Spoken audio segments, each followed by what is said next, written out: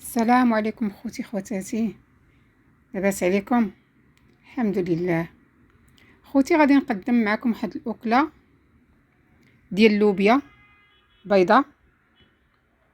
ها هي بعد ما رطبناها ليله كامله.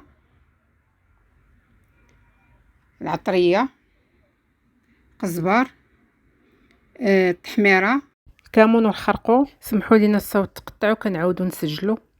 ابزار، كينجبير، الثومه والقزبر والمعدنوس.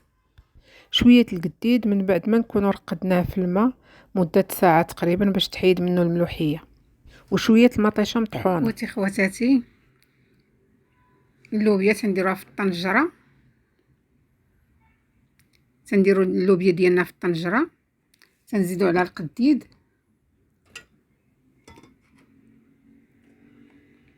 نزيدوا على العطريه ديالنا، الثومه تنحكوها، والربيع. مطيشه ما نديروهاش دابا، هي والملح، ونديروا عليها الماء، نعمروا عليها حتى الفوق. خوتي العطريه على حسب، انا عندي غير كميه شويه ديال اللوبيا،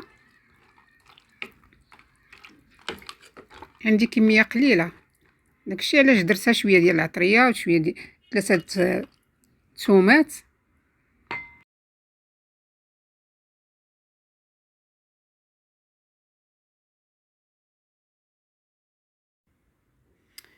انا خوتي رجعت معاكم بعد ما طابت اللوبيا ديالنا. ها هي خوتي طابت،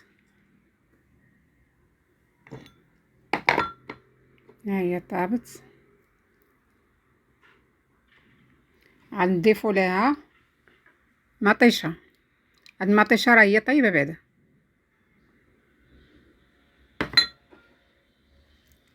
صافي اخوتي، ونرجعوها طيب، تكمل الطياب ديالها، هي راه طيبه والقديد طاب، كلشي طاب، غير ما يبقاش فيها الماء بزاف وصافي.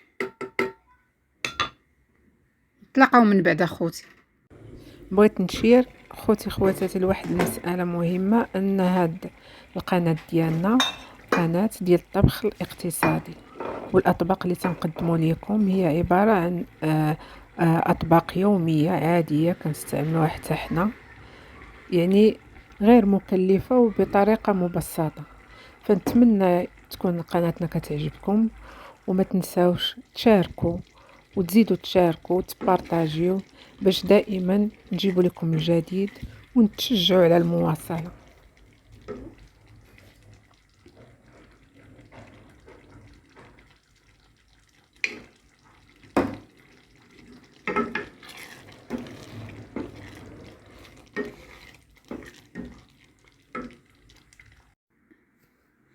انا رجعت معكم اخوتي، هذا هو الطبق ديالنا ديال اللوبيا بالقديد، راه تيجي زوين.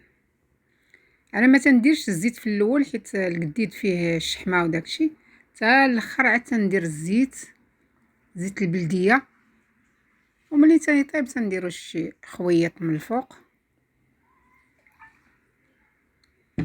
هذا ما كان اخوتي، ما تنساوش الاشتراك، وشكرا اخوتي.